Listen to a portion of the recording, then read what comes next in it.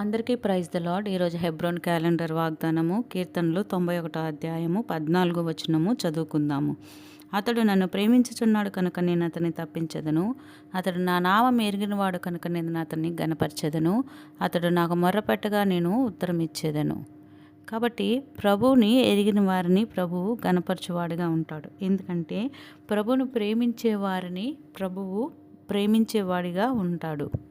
అందుకనే రోమాపత్రిక 8:28 చూసుకుంటే, దేవుణ్ణి ప్రేమించు వారికి అనగా ఆయన సంకల్పం చొప్పున పిలువబడిన వారికి మేలు కలుగుటకై సమస్తము సమకూడి జరుగుచున్నవని మన ఎరుగుదుము. ఈ మాటలన్నీ ప్రభువు నన్ను గనపరచు వారిని నేను గనపరచుదునని చెప్తూ వస్తున్నాడు. కాబట్టి ప్రభు అన్ని విషయాల్లో మనల్ని తప్పించువాడు.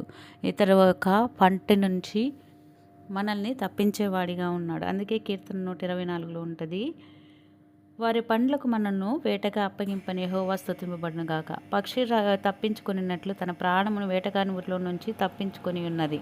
ఊరి తెంపబడిను, మనము తప్పించుకొని ఉన్నాము. భూమాకాశంలో సృజించిన యెహోవా నామం వలనే ఇది జరిగేది. ప్రార్థన చేసుకుందాం. ప్రేమగల తండ్రి యేసయ్య, నీ కొందనాలు ఈ దినమంతట్లో సహాయపడి నడిపించండి. మమ్మల్ని ప్రేమించువాడివి, తప్పించువాడు ప్రభా, మమ్మల్ని గనపరచువాడు, సహాయపడి మా ఆయన తెచ్చుకోమని యేసుక్రీస్తు నామములో స్తుతించి ప్రార్థించి అడిగి వేడుకొని పొందుకున్నాం పరమ తండ్రి. ఆమేన్. ప్రార్థనా అవసరతల కొరకు ఇవ్వబడిన నంబర్కి మెసేజ్ చేయండి, మీ కొరకు ప్రార్థన చేయబడును. Praise the lord.